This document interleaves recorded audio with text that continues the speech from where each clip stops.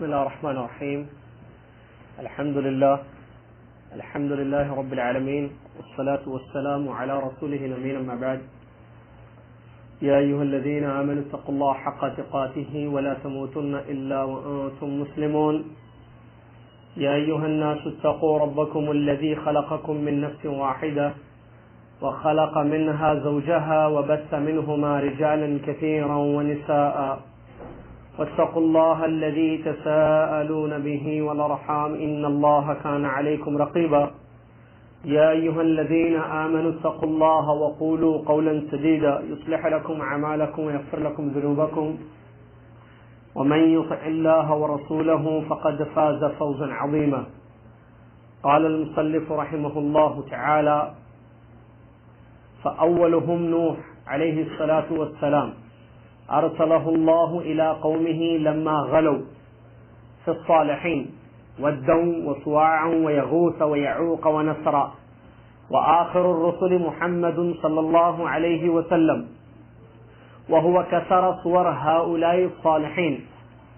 أرسله الله إلى أناس يتعبدون ويحجون ويتصدقون ويذكرون الله كثيرا، ولكنهم يجعلون بعض المخلوقات وسائط بينه وبين الله، يقولون نريد منهم التقرب إلى الله ونريد شفاعتهم عنده مثل الملائكة وعيسى بن مريم وأناس غيرهم من الصالحين.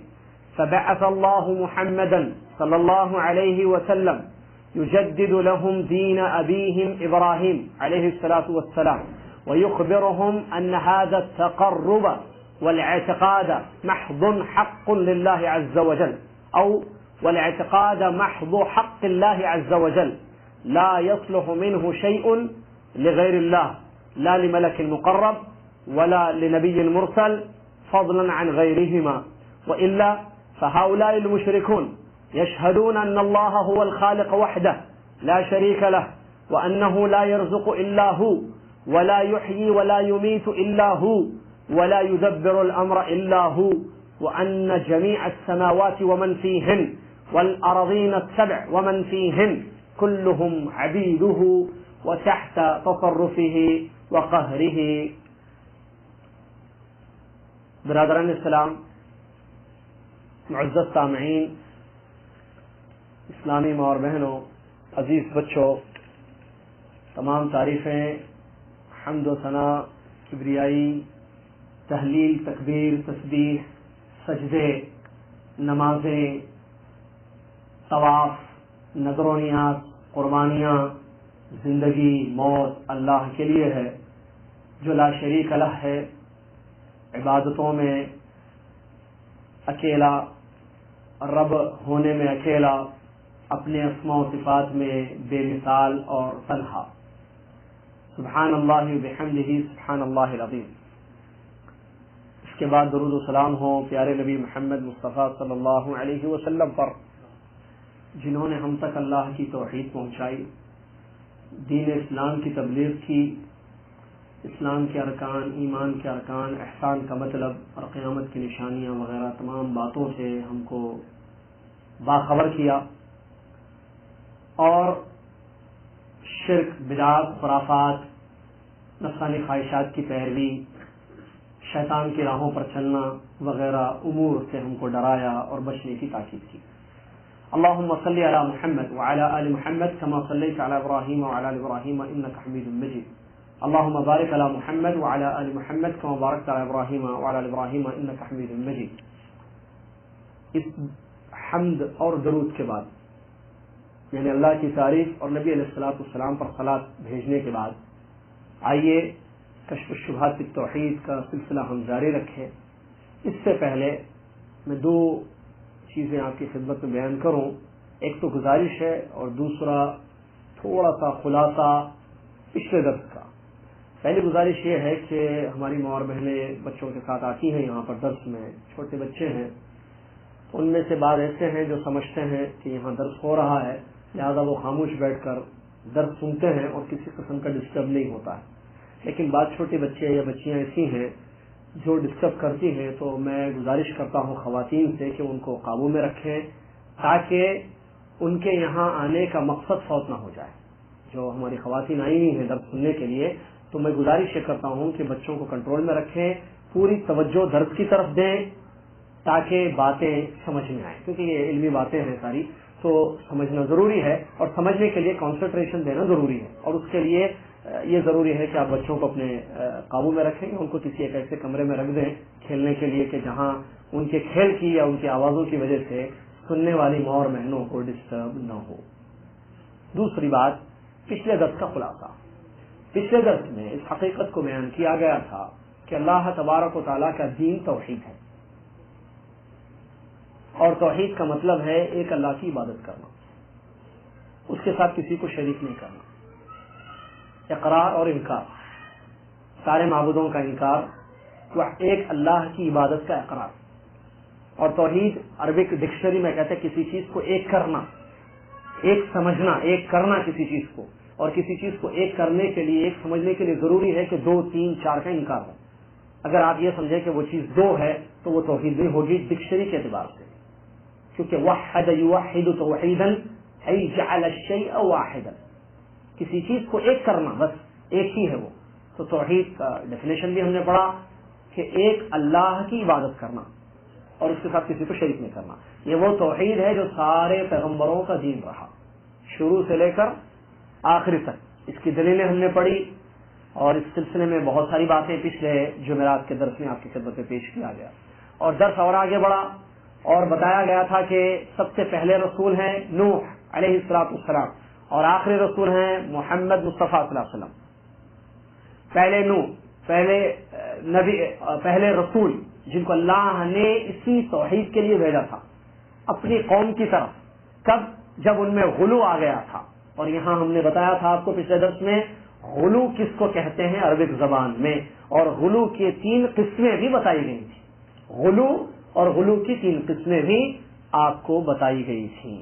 اور بات یہاں رکی تھی کہ اس قوم میں یعنی قوم نوح میں جب غلو آیا تو اللہ نے حضرت نوح علیہ السلام کو توحید کی دعوت دینے کے لیے بھیج دیا.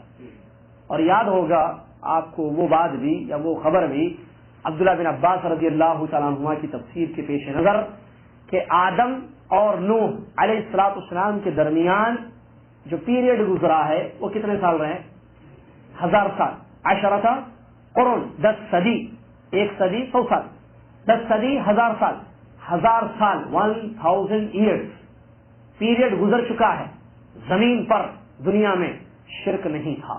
1000 سال تک لوگ ایک اللہ کا حق اس کو دے رہے تھے. ایک اللہ کی عبادت ہوتی تھی، اسی کو رب مانا جاتا تھا، اسی کو مالک مانا جاتا تھا، اسی کو سمیع اور علیم سمجھا جاتا تھا، اور اسی کو الہ الحق سمجھا جاتا تھا کہ اسی کی عبادتیں ہوتی. مصیبتوں میں اسی کو پکارا جاتا، سجدے اسی کے ہوتے، نظر و نیاز اسی کے ہوتے، الہ آخر. ٹھیک ہے. لیکن نوح علیہ السلام کی قوم میں جب غلو آیا تو اس غلو کی بیس پر یا اس غلو کی وجہ سے شرک آ گیا، جیسا کہ مصنف نے یہاں بیان کیا. اور جب غلو میں آ کر ان لوگوں نے شرک کیا تو اللہ نے اب ان کو ان کی اصل چیز کی طرف بلانے کے لیے واپس اور ان کو توحید کی دعوت دینے کے لیے نوح کو چن لیا. اور اللہ نے فرمایا وَلَقَدْ أَرْسَلْنَا نُوحًا إِلَىٰ قَوْمِهِ أَنْ أَنذِرْ قَوْمَكَ. ہم نے نوح علیہ السلام کو ان کی قوم کی طرف بھیجا، اور یہ کیا دے کر بھیجا؟ کیا حکم دے کر کہ ڈراؤ. کس سے ڈراؤ؟ شرک سے ڈراؤ، کیونکہ شرک آ گیا ان میں. تو ان غلو بیس رہا، غلو کی وجہ سے شرک داخل ہو گیا قوم میں. اچھا، غلو کس چیز میں کیا انہوں نے؟ ہم نے 3 ٹائپس پڑھے غلو کے پچھلے درس میں، آپ کو یاد ہے. تو غلو جو 3 قسم کا تھا اس میں ایک غلو رہا فی الصالحین، نیک لوگوں کی محبت اور ان کی تعظیم میں ان لوگوں نے غلو سے کام لیا. وہ نیک لوگوں کے کچھ نام یہاں مصنف محمد بن عبد الوہاب رحمۃ اللہ نے بیان کیے. ود، سواع، یغوث، یعوق، نصر، یہ 5 نام جو قرآن میں آئے ہیں. ود، سواع، یغوث، یعوق، نصر، یہ 5 کون ہیں؟ تفسیر ہے حضرت عبداللہ بن عباس رضی اللہ تعالیٰ عنہما کی، کہ جس کو حافظ ابن کثیر رحمۃ اللہ علیہ نے اپنی کتاب میں نقل کیا ہے کہ یہ نوح علیہ السلام کی قوم کے نیک لوگوں کے نام ہیں جن کے بت ان لوگوں نے بنا دیے. یہ نیک لوگوں کے نام ہیں ود، سواع، یغوث، یعوق، نصر. یہ سارے بت تھے، بت یعنی اسٹیچو سمجھتے ہیں، تو یہ نیک لوگ تھے، ان کے یہ جو نام ہے ود نام ہے، جیسے عبد القادر جیلانی ہمارے قوم کیا جن کو آج بزرگان دین میں سمجھا جاتا ہے، حقیقت میں بزرگان دین ہے، اس میں کوئی شک نہیں ہے، معین الدین چشتی رحمۃ اللہ علیہ، فلاں بابا یا عبد القادر جیلانی رحمۃ اللہ علیہ، عراق کے بابا، لاہور کے داتا، فلاں فلاں، تو یہ جو ان کے مختلف نام ہیں، تو ویسے ان کی قوم کے نیک لوگوں کے یہ نام تھے، ود، سواع، یغوث، یعوق، نصر، یہ ان کی قوم کے نیک لوگ تھے۔ تو ان کی محبت میں اور ان کی تعظیم میں غلو سے کام لیا قوم نے، اور غلو یہاں تک لے گیا کہ انہوں نے اللہ کو چھوڑ کر ان کی بت پرستش شروع کر دی، ان کی عبادت ہونے لگی۔ کس کی؟ یہ بزرگوں کی جو نیک لوگوں کے نام تھے، ان کے اسٹیچو بنائے گئے، ان کے بت بنائے گئے، ود، سواع، یغوث، یعوق، نصر، اور ان کی عبادت اللہ کو چھوڑ کر کی جانے لگی، جس کی تفصیل حدیثوں میں ملتی ہے کہ کس طریقے سے ان لوگوں نے ان کے معاملے میں غلو سے کام لیا۔ ایک مختصر اس کا ذکر میں آپ کے سامنے کروں۔ دو مین ریزنس رہے، ایک تصویریں اور دوسری تعظیم۔ تصویر اور تعظیم، یہ دو چیزوں کی وجہ سے ان دونوں معاملات میں ان لوگوں نے جو ہے غلو سے کام لیا، بلکہ اس کی وجہ سے شرک آیا۔ کیسے؟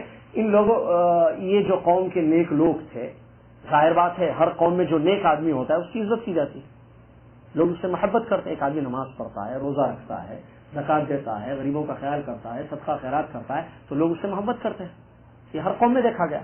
ایک عورت پابند ہو، شوہر کی فرما بردار ہو، اللہ کی فرما بردار بندی ہو پہلے، اس کے بعد شوہر کی فرما بردار بیوی ہے، اللہ کا حق اللہ کو دیتی ہے، توحید شرک سے بچتی ہے، اس کے بعد بندوں کے حقوق ادا کرتی ہے، نماز کی پابند ہے، پردہ ہے، گوشہ، ساری چیزیں ہوں تو اس سے اس کی عزت ہوتی۔ دوسری عورتیں اس سے محبت کرتی ہیں، وہی اللہ والی۔ تو اس کی ایک لمٹ ہے، اور ہر چیز کی ایک لمٹ ہے۔ ان لوگوں نے محبت میں غلو کیا، محبت میں غلو کیا، تعظیم۔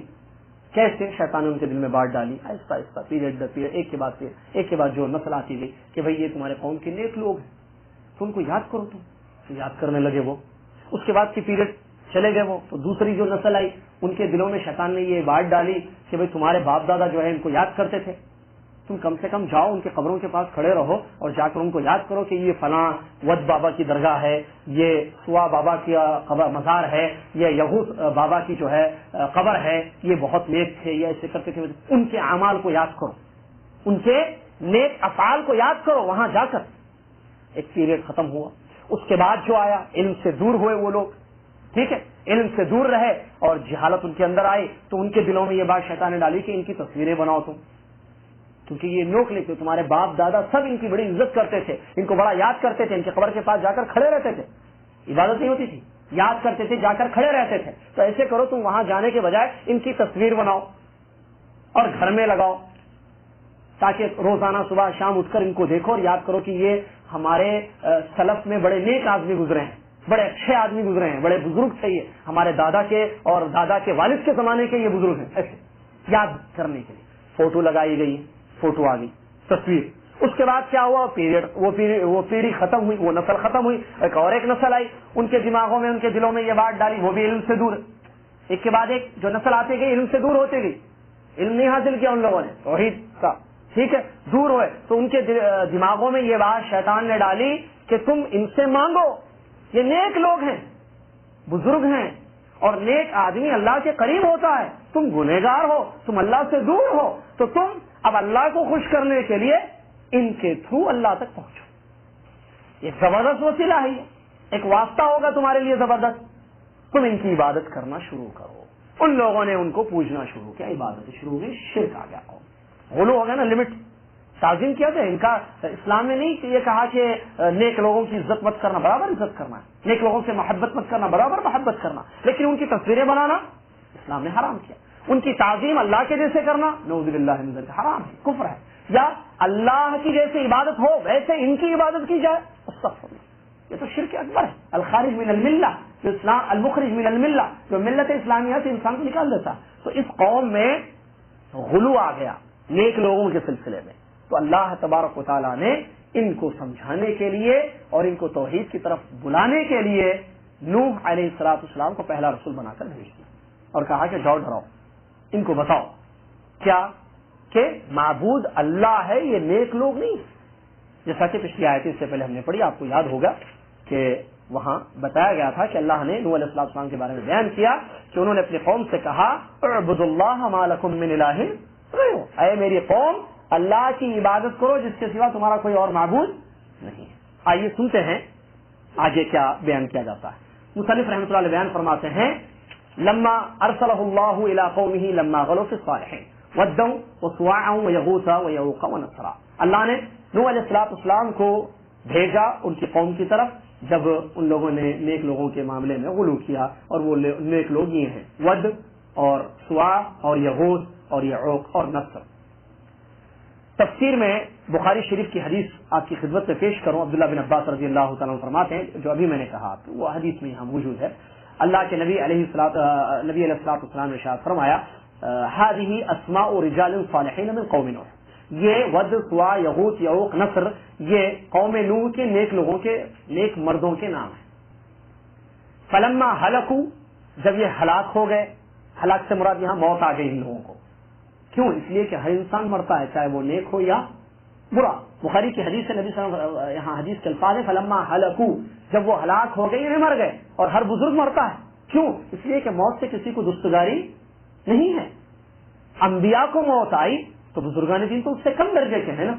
ٹھیک ہے. فلما ہلکوا، جب وہ ہلاک ہو گئے، مر گئے، چلے گئے. اوحى الشیطان الی قومہ، شیطان نے ان کی قوم کی طرف یہ وحی کی. وحی یہاں اوحا کا مطلب کیا ہے؟ ان کے دل میں یہ بات ڈالی، شیطان نے وسوسہ ڈالا. کیا؟ ان انصبوا الی مجالسهم التي كانوا يجلسون فيها انصابا، یہ لوگ جہاں بیٹھتے تھے وہاں کوئی چیز نصب کرو. جہاں یہ لوگ بیٹھتے تھے، ہر ایک کی ایک جگہ ہوتی ہے نا بیٹھنے کی، تو یہ تمہارے بزرگ لوگ جہاں بیٹھتے تھے وہاں کچھ بناؤ، تعمیر کرو وہاں. ٹھیک ہے. کیوں؟ تاکہ پتا چلے کہ یہ وہ جگہ ہے جہاں ود بابا بیٹھتے تھے، اور یہ وہ پلیس ہے جہاں یغوث بزرگ جو ہے بیٹھا کرتے تھے، اور نصر اور سواع اور یغوث. اس کے بعد کیا ہوا؟ وَسَمُّوهَا بِأَسْمَائِهِمْ، اور حدیث میں بتایا جاتا ہے کہ ان لوگوں نے اس کا نام رکھ دیا. جیسے ایک طائف میں تھا، ایک مکہ مدینہ کے راستے میں تھا. اس کی تفسیر تاریخ میں موجود ہے. ان کے بت ایک جگہ ان لوگوں نے جہاں وہ لوگ بیٹھا کرتے تھے. فَفَعَلُوا، شیطان نے یہ بات دل میں ڈالی تو ان لوگوں نے شیطان کی بات پر عمل کیا. وَلَمْ تُعْبَدْ، صرف بنایا گیا ان کو یاد کے لیے، ذکر کہ بھائی یہ نام کے ساتھ، جیسے طائف میں ایک تھا اور مکہ مدینہ کے راستے میں اور بھی مکہ کے مختلف علاقوں میں. ٹھیک ہے. تو عبادت نہیں کی جانے لگی ان کی، صرف اتنا ان سے شیطان نے کروایا. حتی اذا ہلک اولئک ونسی العلم عبدت. بخاری کی حدیث پر غور کیجیے، کیا فرماتے ہیں یہاں پر کہ جب یہ قوم چلے گئی، یہ نسل جن لوگوں نے ان کے بنا دیے بت، صرف جہاں وہ بیٹھا کرتے تھے نیک لوگ، اور ان کے نام دے دیے. بھائی نام دینا بھی ضروری ہے نا. اب ایک آدمی وہاں سے گزر رہا ہے مکہ مدینے کے راستے سے، اب اس کو ایک بت نظر آیا، یہ کس کا ہے؟ یہ نہیں معلوم نا. تو ان کا نام بھی وہاں نصب کیا گیا، لکھا گیا کہ یہ فلاں بزرگ کی مزار ہے یا فلاں بابا کی بیٹھنے کی جگہ ہے. بیٹھا کرتے تھے انہیں کا. عبادت نہیں ہوئی وہاں پر. لیکن جب یہ پیڑھی چلے گئی، حدیث میں آتا ہے وَنَسِيَ الْعِلْمَ، اور علم بھلا دیا گیا. اس کو نوٹ کرنا ہے پوائنٹ کو. پیڑھی چلے گئی، دوسری نسل آئی، بچے آئے ان کے، علم بھلا دیا گیا، یعنی توحید کا علم، شریعت کا علم، دین کا علم بھلا دیا گیا. اور بدعت کیا ہوا؟ ان کی بندگی کی جانے لگی، ان بتوں کی پرستش ہونے لگی، عبادت ہونے لگی، جو شرک ہے. اس طریقے سے بخاری کے اس مختصر کی حدیث میں یہ بات بتا دی گئی ہے جو دوسری روایتوں میں بھی آئی. آگے بتاتے ہیں مصنف رحمۃ اللہ علیہ وآخر الرسل محمد صلی اللہ علیہ وسلم، آخری رسول ہیں، رسولوں میں سب سے آخری محمد صلی اللہ علیہ وسلم. یعنی کیا بتا رہے ہیں؟ باتوں کو پچھلے سے جوڑیں آپ. پچھلے درس میں کیا بتایا گیا کہ سارے انبیاء کا دین توحید ہے، اور توحید کیا ہے؟ ایک اللہ کی بات کرنا ہے. پہلے نبی کون ہے؟ نوح علیہ السلام، پہلے رسول نبی جن کو اللہ نے اس وقت بھیجا جب قوم میں غلو آ گیا، شرک واقع ہو گئے، شرک میں واقع ہو گئے وہ لوگ. اور اس کے بعد آخری رسول کون ہے؟ محمد صلی اللہ علیہ وسلم. یعنی پہلے آخری سب کو اللہ نے اسی دین کے لیے بھیجا جو دین اللہ کے پاس کیا ہے؟ توحید. تو آخری رسول کی دلیل کیا ہے؟ قرآن کی آیت ہے سورہ احزاب کی 40 نمبر والی آیت. اللہ نے فرمایا ما كان محمد ابا احد من رجالكم ولكن رسول اللہ وخاتم النبیین. اللہ کیا فرماتا ہے؟ ما کان محمد ابا احد من رجالکم، محمد تم میں سے کسی کے والد نہیں ہے، محمد تم میں سے کسی کے ابا نہیں ہے، من رجالکم تمہارے رجال میں سے، ولکن رسول اللہ لیکن کیا ہیں؟ اللہ کے رسول ہیں، وخاتم النبیین اور آخری نبی، اللہ کے رسول ہیں اور آخری نبی۔ معلوم ہوا کہ آخری رسول محمد صلی اللہ علیہ وسلم، اور بہت ساری اس کی دلیلیں ہیں۔ لیکن اگر کوئی اعتراض کرے کہ جناب حدیثوں میں تو یہ بتایا گیا ہے کہ عیسیٰ علیہ السلام کی وفات نہیں ہوئی، قرآن اور حدیث میں یہ بتایا گیا ہے کہ عیسیٰ کو اللہ نے اٹھا لیا، بل رفعہ اللہ الیہ، اللہ نے اپنے پاس اوپر اٹھا لیا ہے، اور حدیثوں میں اس کی تفصیل آئی ہے کہ وہ قیامت سے پہلے اتریں گے۔ جامع دمشق ایک شہر ہے سیریا کا، ملک شام کا، تو وہاں کی جو جامع مسجد ہے اس کا جو مینارہ ہے وہاں وہ اتریں گے۔ اترنے کی بڑی تفصیل ہے، یہ کیسے اتریں گے؟ پانی ان کے بالوں سے گر رہا ہوگا، بالکل موتیوں کے جیسے، حدیث میں ورڈز ہیں، الگ تفصیل ہے۔ تو وہ اتریں گے، دجال کا باب لد کے پاس قتل کریں گے اور لوگوں کو دین کی طرف دعوت دیں گے۔ تو وہ تو نبی ابھی باقی ہیں، آنے والے ہیں نا وہ۔ تو اگر ہم یہ کہیں کہ نبی محمد صلی اللہ علیہ وسلم آخری نبی ہے تو یہ جو اشکال اگر کوئی پیش کر دے تو اس کا کیا جواب دیا جائے گا؟ بتایا جائے گا کہ عیسیٰ علیہ السلام کا اترنا مرحق ہے، لیکن وہ نبی بن کر نہیں اتریں گے، وہ تھے نبی پہلے نو ڈاؤٹ، لیکن جب اتریں گے وہ کیسے اتریں گے؟ امتی۔ کس کے امتی؟ محمد صلی اللہ علیہ وسلم۔ کیا کہاں سے معلوم ہے؟ حدیثوں سے یہ بات معلوم ہے، اور صحابہ نے اس کی تفسیر پیش کی ہے، اور قرآن کی آیت سے بھی دلیل علماء نے لی ہے، جیسا کہ یہاں بھی بیان کیا گیا ہے۔ قرآن مجید سورہ آل عمران کی 81 نمبر والی آیت سے اس کی دلیل ہے، جہاں اللہ نے فرمایا وَإِذْ أَخَذَ اللَّهُ مِيثَاقَ النَّبِيِّينَ لَمَا آتَيْتُكُم مِّن كِتَابٍ وَحِكْمَةٍ ثُمَّ جَاءَكُمْ رَسُولٌ مُصَدِّقٌ لِّمَا مَعَكُمْ لَتُؤْمِنُنَّ بِهِ وَلَتَنصُرُنَّهُ قَالَ أَأَقْرَرْتُمْ وَأَخَذْتُمْ عَلَى ذَلِكُمْ إِصْرِي قَالُوا أَقْرَرْنَا قَالَ فَاشْهَدُوا وَأَنَا مَعَكُمْ مِنَ الشَّاهِدِينَ۔ یہ لمبی آیت ہے، جس کا خلاصہ یہ ہے کہ اس میں اللہ نے یہ خبر دی ہے کہ اللہ نے سارے پیغمبروں سے ایک عہد لیا ہے، میثاق، کیا کہ آخری نبی جب آئیں گے محمد صلی اللہ علیہ وسلم، جو تمہاری کتابوں کی تصدیق کریں گے، تکذیب نہیں، انکار نہیں کہ تورات انجیل زبور غلط تھی کتابیں، وہ سارے انبیاء غلط تھے، میں ہی سچا نبی ہوں، نہیں، بلکہ وہ بھی میرے بھائی نبی صحیح تھے، ان کی دعوت میری دعوت ایک ہے، طریقے الگ ہیں۔ اس سے پہلے بھی آئی یہ بات، یہ اللہ کی بھائی ہیں یہ لوگ، انبیاء آپس میں اللہ کی بھائی ہیں۔ تو اللہ فرماتا ہے کہ اللہ نے اسے عہد لیا سارے پیغمبروں سے کہ محمد اگر تمہارے درمیان آ گئے، محمد صلی اللہ علیہ وسلم، تو کیا تم ان کی مدد کرو گے یا نہیں کرو گے؟ ان پر ایمان لاؤ گے یا نہیں لاؤ گے؟ دو چیزیں، ایمان اور مدد۔ تو ان لوگوں نے کہا اقررنا، قالوا اقررنا، اے اللہ ہم اقرار کرتے ہیں، عہد کرتے ہیں کہ محمد صلی اللہ علیہ وسلم پر ایمان بھی لائیں گے۔ انبیاء نے عہد لیا، انبیاء کا عہد ہے یہ، ہم محمد صلی اللہ علیہ وسلم پر ایمان بھی لائیں گے اور ان کی مدد بھی کریں گے۔ یہ آیت سے دلیل ہے کہ عیسیٰ علیہ السلام جو آخری میں اتریں گے تو وہ بھی محمد صلی اللہ علیہ وسلم پر ایمان لائیں گے اور ان کو اپنا نبی تسلیم کریں گے اور ان کی مدد کریں گے اور ان کی شریعت کے وہ حاکم ہوں گے، شریعت کے، نبی صلی اللہ علیہ وسلم کی جو شریعت ہے جس کو ہم فالو کر رہے ہیں آج، اس کے وہ حاکم ہوں گے۔ لہٰذا اس طریقے سے وہ ڈاؤٹ یا وہ اشکال ختم ہو جاتا ہے جو ہو سکتا ہے کوئی پیش کرے کہ بھائی عیسیٰ علیہ السلام تو اترنے والے ہیں، تو کیسے ہم یہ کہیں کہ آخری نبی محمد صلی اللہ علیہ وسلم ہے؟ تو اس طریقے سے کہ وہ فالوور ہوں گے، وہ تابع رہیں گے، وہ امتی رہیں گے، وہ حاکم رہیں گے شریعت محمدی کے، اس طریقے سے وہ اشکال ختم ہو جاتا ہے۔ لکھتے ہیں کہ محمد صلی اللہ علیہ وسلم کو بھی اللہ نے اسی توحید کے لیے بھیجا، ایک اللہ کی عبادت کرنا اور اس کے ساتھ کسی کو شریک نہیں کرنا۔ جو دعوت دے کر اللہ نے نوح کو بھیجا، اور نوح کے بعد بہت سارے انبیاء ایک کے بعد ایک جو پچھلے دروس میں ہم نے آئے تھے آپ کے سامنے پیش کی اور اس کا ترجمہ پیش کیا، ابراہیم آئے، یعقوب آئے، اسماعیل آئے، زکریا آئے، یونس آئے، الیاس آئے، ساروں کی دعوت یہی رہی، ایک اللہ کی عبادت کرنا، اس کے ساتھ کسی کو شریک نہیں کرنا۔ تو سارے انبیاء کا دین ایک ہے، ٹھیک ہے۔ تو آخری نبی محمد صلی اللہ علیہ وسلم کا بھی دین وہی رہا، جیسا کہ قرآن نے کہا کہ وَلَقَدْ أَرْسَلْنَا وَمَا أَرْسَلْنَا مِن قَبْلِكَ مِن رَّسُولٍ إِلَّا نُوحِي إِلَيْهِ أَنَّهُ لَا إِلَٰهَ إِلَّا أَنَا فَاعْبُدُونِ۔ اے محمد صلی اللہ علیہ وسلم، ہم آپ کی طرف وہی اتار رہے ہیں جو وہی ہم نے آپ سے پہلے سارے پیغمبروں کی طرف اتاری تھی، کیا کہ معبود میں ہوں، چنانچہ لوگ میری عبادت کریں۔ مسئلہ کلیئر ہو گیا، ٹھیک ہے۔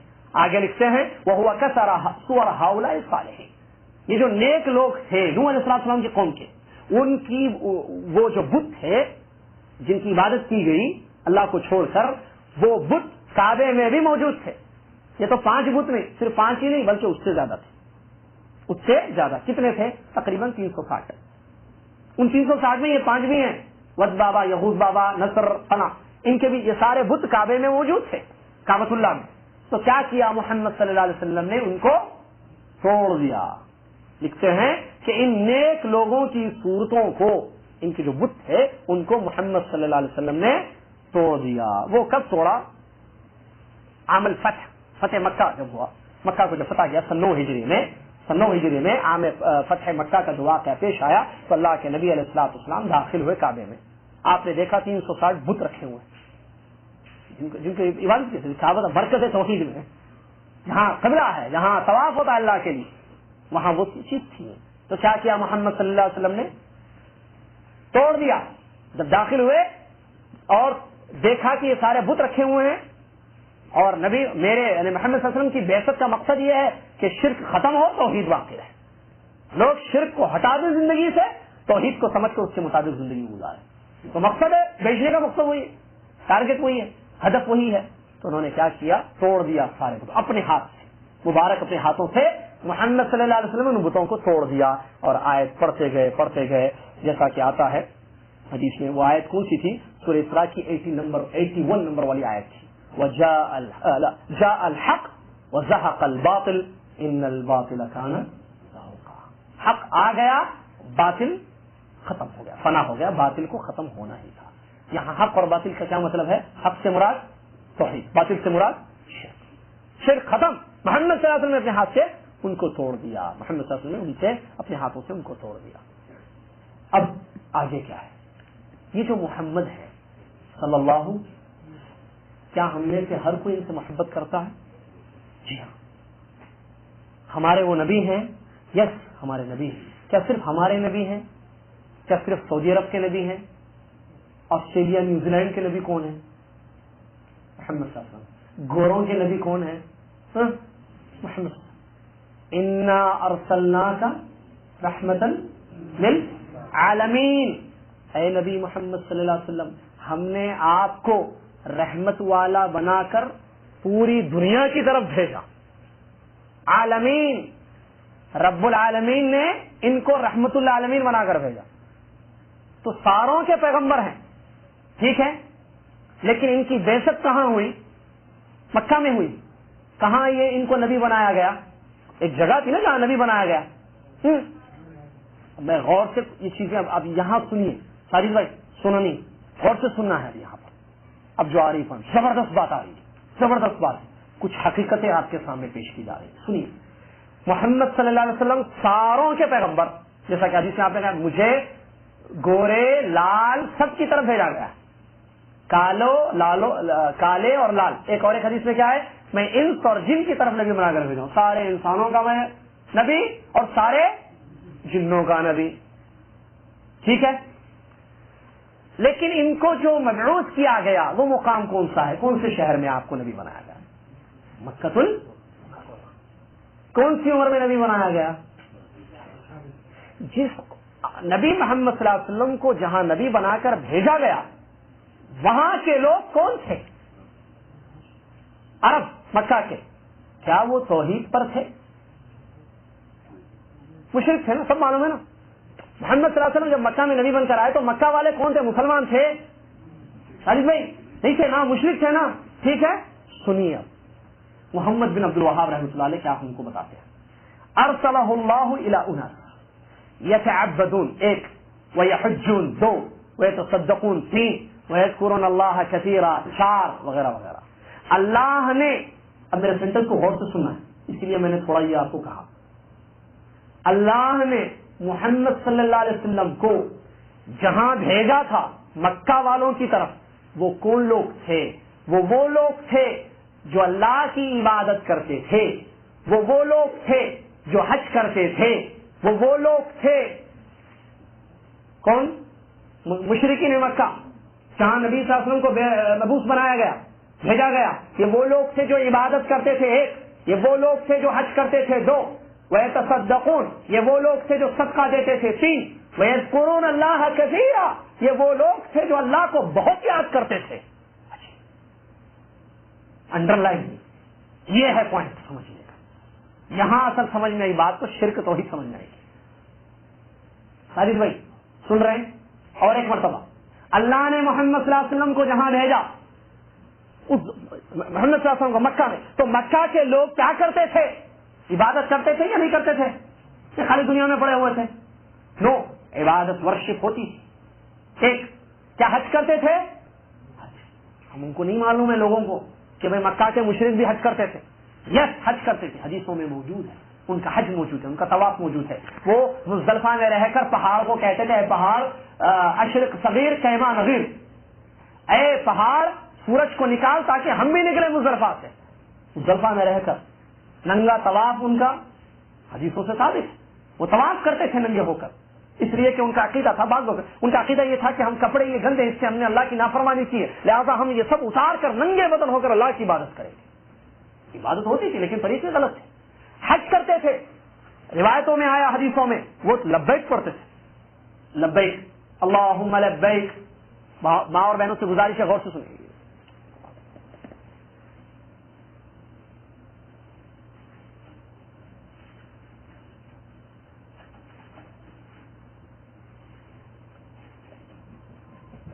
حدیثوں میں آیا کہ ان کا تلبیہ بھی تھا لبیک اللہم لبیک لبیک لا شریک لک لبیک الا شریک تملکہ وما ملک. اے اللہ میں مشرک کہتا تھا، مکہ کا مشرک حج کرنے کے لیے نکلتا تھا نا، اپن لوگوں میں لبیک پڑھتے، وہ بھی پڑھتا تھا لبیک. کیسے پڑھتا تھا؟ لبیک اللہم لبیک، اے اللہ میں حج کرنے کے لیے آیا ہوں. لبیک یعنی میں حاضر ہوں. تو نے کہا نا کہ وَلِلَّهِ عَلَى النَّاسِ حِجُّ الْبَيْتِ مَنِ اسْتَطَاعَ إِلَيْهِ سَبِيلًا، حج کرنے کے لیے آؤ جو استطاعت رکھتے ہیں، تو ہمارے پاس استطاعت ہے، ہم آ گئے. لبیک اللہم لبیک، اے اللہ ہم آئے حاضر ہیں.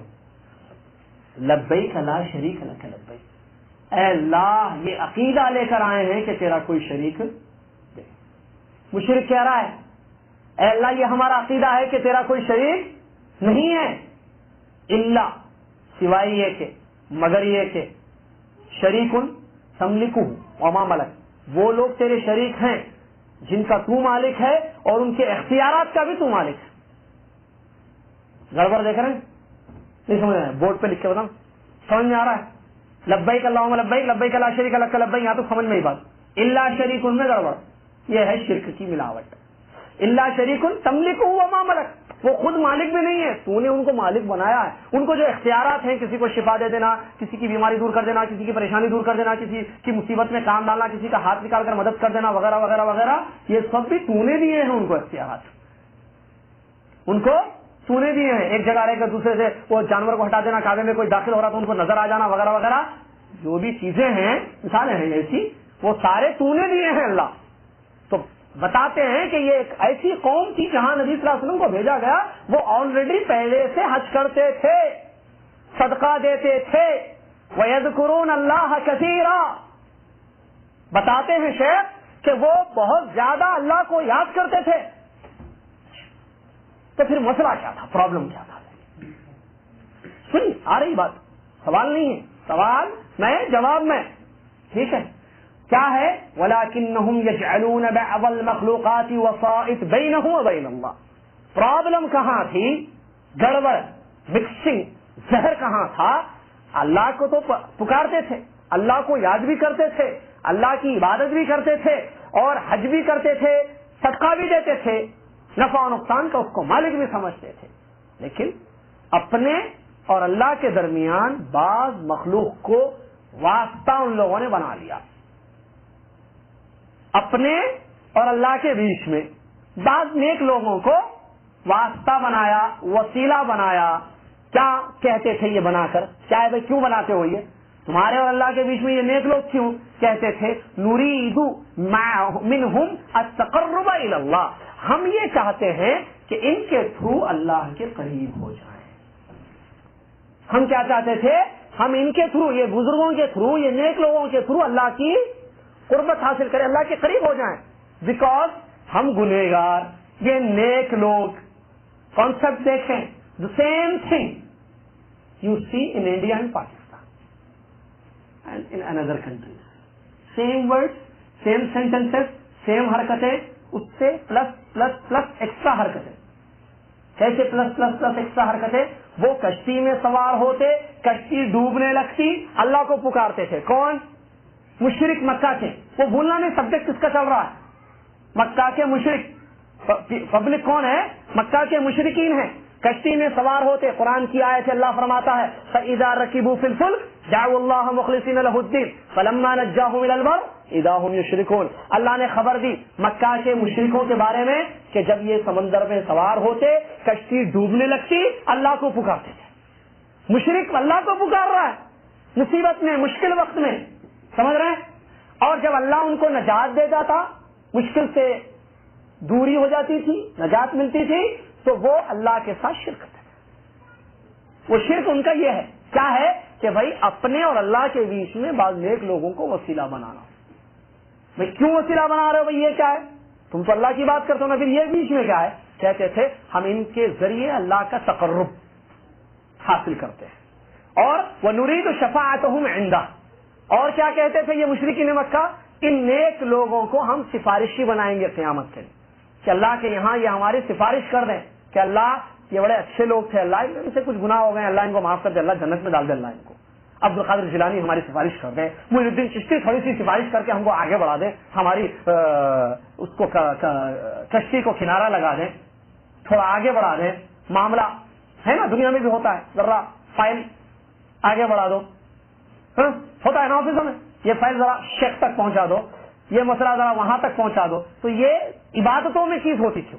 ایک اللہ کی تنہا عبادت نہیں ہوتی تھی جو توحید ہے, جس کو میں بہت سمجھایا ہوں, اس سے پچھلے جمعرات سے پہلے جمعرات میں سمجھایا ہوں ڈیفینیشن آف توحید. تو وہ وہاں گڑبڑ تھی ان کے پاس. یہ کیا تھے کہ بے شک صدقہ کرتے تھے, حج کرتے تھے, اللہ کو یاد کرتے تھے, نفع نقصان کا مالک سمجھتے تھے, مشکل میں اللہ کو پکارتے تھے. اور میں پلس جو میں نے کہا کہ آج کے لوگ مشکل میں بھی اللہ کو نہیں پکارتے. مصیبت ہو تو یا غوث المدد, پریشانی آئے تعویذیں لٹکانا, یہ سمجھنا کہ اس کے ذریعے ہماری پریشانی دور ہو جائے گی. مشکل وقت یا رسول اللہ المدد. حج کر کے پھر یہ حالت ہماری باقی ہے, نعوذ باللہ.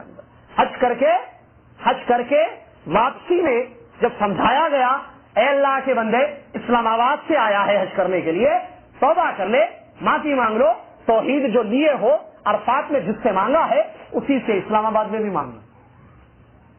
مینا کے میدان میں جس کے لیے قربانی تم نے دی, اسلام آباد میں جانوروں کو اسی کے نام پر قربانی کرنا. کہتا ہے نہیں یا رسول اللہ المدد, نعرے رسالت یا رسول اللہ, عبد القادر جیلانی المدد. نہیں, یہ توحید نہیں ہے. ذرا سنیے مشرکین مکہ کا کیا مسئلہ تھا. وہ لوگ اللہ کے ساتھ اللہ اور اپنے بیچ میں واسطے رکھتے تھے. یہ ان کا کانسیپٹ, ان کی تھنکنگ, ان کا کہنا یہ تھا کہ یہ ہمارے سفارشی ہوں گے قیامت کے دن, اور ان کے تھرو ہم اللہ کا تقرب حاصل کریں گے, اللہ کو خوش کر لیں گے. اور جن کو وہ سفارش بناتے تو اس میں مثال دی ہے یہاں انہوں نے ملائکہ, فرشتوں کو. بھائی فرشتے ہماری سفارش کریں گے, تو فرشتوں کو اپنے اور اللہ کے بیچ میں واسطہ بنا لیا بعض لوگوں نے عیسیٰ ابن مریم کو بنایا.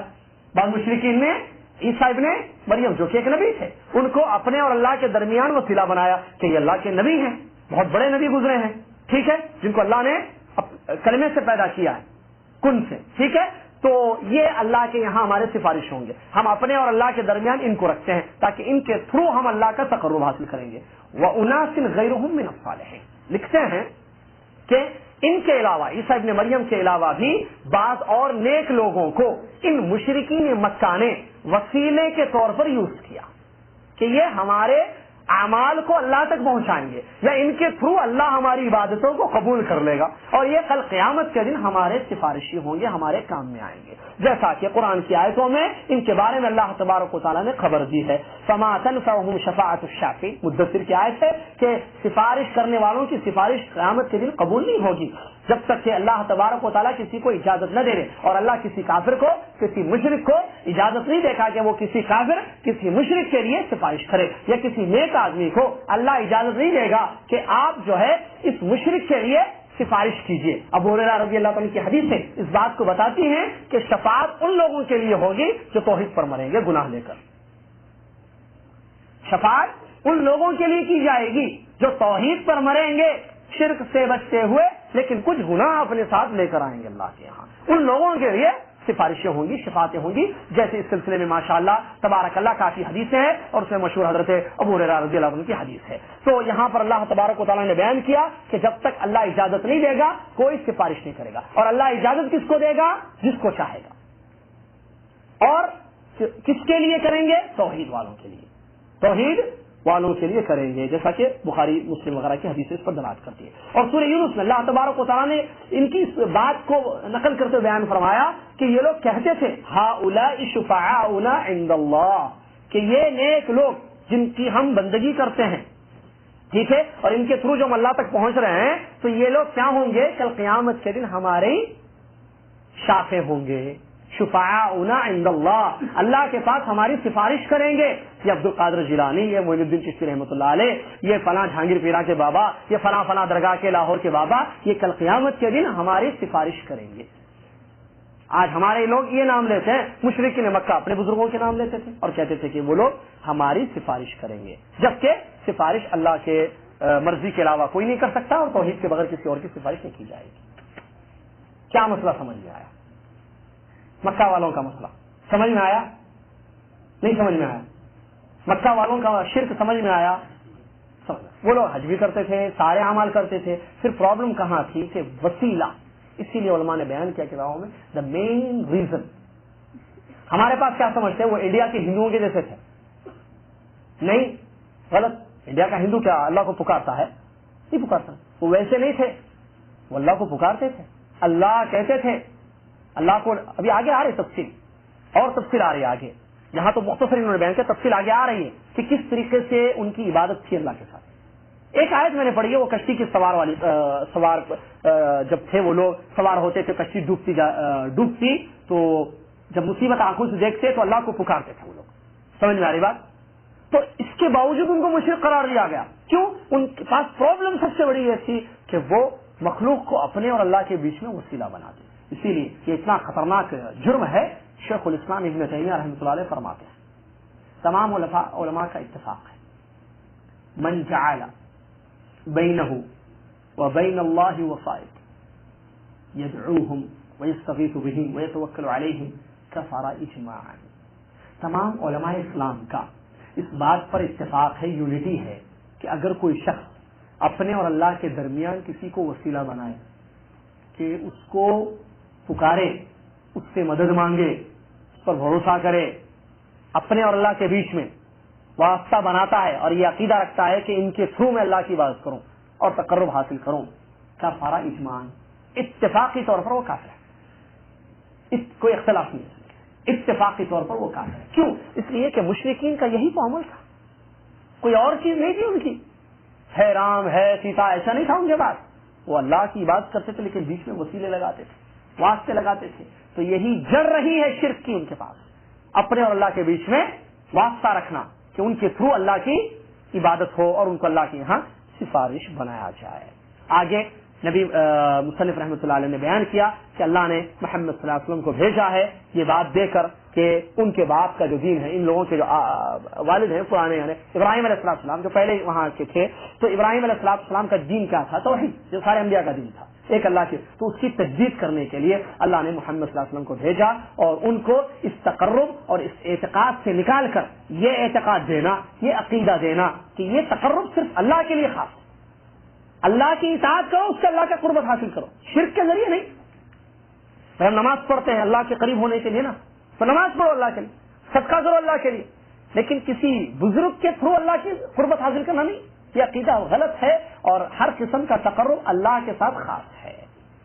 اور کوئی چیز اللہ کے علاوہ کسی اور کے لیے کرنا، چاہے تقرب کی نیت سے کیوں نہ ہو، جائز نہیں ہے، حلال نہیں ہے. نہ کسی فرشتے کے لیے کوئی ہم عمل کرے کہ فرشتے کے لیے تاکہ اس کے تھرو ہم اللہ تک پہنچے، فرشتے کو اپنا وسیلہ بنائیں، یا کسی نبی کو بنائیں، یا کسی ولی کو بنائیں، یا کسی بزرگ کو بنائیں. کسی کو بھی واسطہ اور وسیلہ نہیں بنا سکتے. اپنے اعمال کو محض خالص اللہ کے لیے کرنا، اپنے عقیدے میں یہ بات رکھنا کہ ہر قسم کے اعمال، ہر قسم کی عبادتوں کا حق صرف اللہ رکھتا ہے، اللہ کے ساتھ کسی کو مکس نہیں کیا جا سکتا. وسیلے کے طور پر بھی نہیں، وسیلے کے اعتبار سے یا تقرب کے لیے بھی ہم کسی کو داخل نہیں کر سکتے. یہ ایک حقیقت ہے جس کو اللہ نے قرآن کی آیتوں میں بیان کیا اور محمد صلی اللہ علیہ وسلم کو اسی لیے بھیجا گیا تھا. اور بھی آگے تفصیلی طور پر باتیں آ رہی ہیں جس میں دلیلوں کی روشنی میں مصنف نے بیان کیا کہ کس طریقے سے مشرکین مکہ وسیلہ بنا کر شرک کیا کرتے تھے، وگرنہ ان کا ایمان تھا کہ اللہ رزاق ہے، ان کا ایمان تھا کہ اللہ خالق ہے، ان کا ایمان تھا کہ اللہ کا تصرف دنیا میں چلتا ہے، وہ جو چاہتا ہے دنیا میں وہی ہوتا ہے اور جو اللہ نہیں چاہتا ہے وہ دنیا میں نہیں ہوتا. یہ سارے عقیدے ان کے موجود تھے، لیکن اصل مسئلہ یہی تھا کہ وہ لوگ تقرب کے بیس پر یا تقرب کو لے کر وسیلہ انہوں نے بنا لیا اپنے اور اللہ کے درمیان ان نیک لوگوں کو، اور اس طریقے سے وہ لوگ شرک اکبر میں، کفر میں داخل ہو گئے. انشاءاللہ سلسلہ جاری رہے گا. آگے تفصیلی طور پر آپ کو وہ باتیں بتائی جائیں گی جہاں پر اللہ تبارک و تعالیٰ نے ان کے اعمال کو، ان کے عقیدوں کو قرآن کی آیتوں میں بیان کیا. بات یہاں میں روکتا ہوں. خلاصہ درس کا کیا ہے آج کے پورے درس کا خلاصہ مختصر طور پر 1 منٹ میں یہ ہے کہ پچھلے درس کی مختصر بات آپ کی خدمت میں پیش کی گئی ہے کہ سارے انبیاء کو اللہ کا دین توحید ہے، اور توحید کا مطلب ایک اللہ کی بات کرنا، اس کے ساتھ کسی کو شریک نہیں کرنا یہ.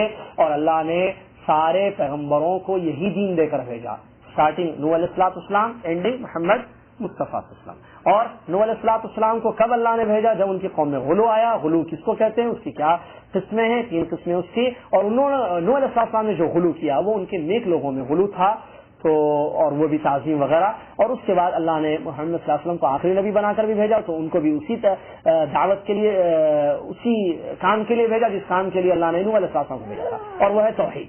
اور محمد صلی اللہ علیہ وسلم کو اللہ نے جس قوم میں بھیجا وہ قوم پہلے سے اللہ کی عبادت کرتی تھی، اللہ کو مانتی تھی، اللہ کو راضی سمجھتی تھی، اور صدقہ کرتے تھے، حج کرتے تھے، اللہ کو یاد کرتے تھے، نفع و نقصان کا مالک اللہ کو سمجھتے تھے. لیکن پرابلم کیا تھی کہ اللہ کے اور اپنے بیچ میں لوگوں کو بنا لیا تھا واسطے کے طور پر، وسیلہ. بھئی یہ واسطے ہیں ہمارے، یہ وسیلہ، ان کے تھرو اللہ کا ہم تقرب حاصل کریں گے. اور دوسرا کانسیپٹ ان کا کیا تھا کہ کل قیامت کے دن یہ ہمارے سفارشی ہوں گے. یہاں تک بات ہوئی. آج کے درس کا خلاصہ سلسلہ جاری رہے گا. ضرور تشریف لائیں. آئندہ دروس میں بھی اللہ سے دعا ہے اللہ ہم کو باتیں سمجھنے کی توفیق عطا فرمائے. اللہ تبارک و تعالی ہم کو دین کی سمجھ عطا فرمائے. اس لیے اللہ تیری نبی محمد صلی اللہ علیہ وسلم کی حدیث ہم نے پڑھی، من یرید اللہ بہ خیرا یفقہہ فی الدین. اللہ جس بندے سے بھلائی کا ارادہ کر لے اس کو دین کی سمجھ عطا کرتا ہے. تو اللہ تجھ سے دعا ہے کہ تو ہمارے لیے بھلائی کا ارادہ کرنا. اللہ تو دین کے ہم کو سمجھ عطا فرما، ان توحید اور شرک کی حقیقتوں کو سمجھنے کی توفیق عطا فرما. اللہ رب العالمین شرک سے پاک زندگی گزارنے کی، توحید کے اعتبار سے زندگی گزارنے کی توفیق عطا فرما. آمین. وآخر دعوانا الحمدللہ رب العالمین. والسلام علیکم ورحمۃ اللہ وبرکاتہ.